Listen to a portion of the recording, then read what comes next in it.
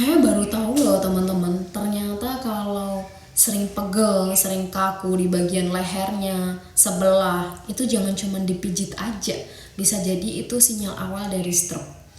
Nah, leher kaku dia bisa jadi gejala sirkulasi darah. Ini sorry saya sambil ngerjain tugas ya. Nah, dia bikin apa? Darah ke otak tuh terganggu. Nah, sama persis kejadiannya sama Paman Ari. Paman Ari kan waktu itu kerja di Arab ya sebagai supir. Beliau ini menghidupi anak istrinya sebagai tulang punggung keluarga juga.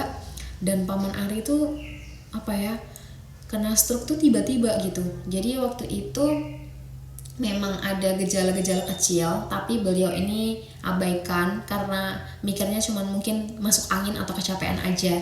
Karena waktu itu sering beberapa kali sakit kepala juga, sakit kepala, terus gangguan penglihatan, stroke mendadak, dan akhirnya waktu itu beliau lumpuh, nggak bisa jalan, bener-bener yang kayak kaku, badannya kaku, nggak bisa digerakin. Jadi tangan kakinya tuh mau digerakin, mau diangkat aja itu nggak bisa.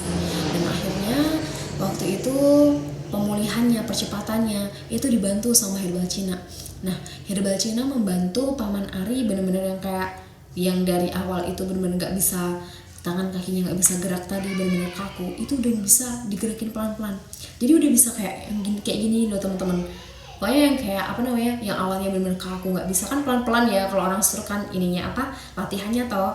Nah waktu itu udah bisa tuh kayak yang di apa namanya, yang di toko emas itu udah bisa kayak gini, tangannya udah bisa digerakin pelan-pelan, udah bisa diangkat. Dan akhirnya itu loh yang mirip sama apa namanya, coaching di toko emas, udah bisa pelan-pelan digerakin, padahal awalnya bener kaku nggak bisa gerak. Nah akhirnya bisa gerak juga, dan dirutinin konsumsi kurang lebih 2 bulan tuh, 2 bulan konsumsi. Itu yang tadinya nggak bisa, itu tadi kaku, akhirnya bisa jalan lagi, bisa apa namanya, bisa jalan, bisa ngomong seperti semula, bahkan kondisinya sekarang semakin stabil, semakin normal. Nggak kelihatan kalau dulu beliau tuh pernah kena stroke.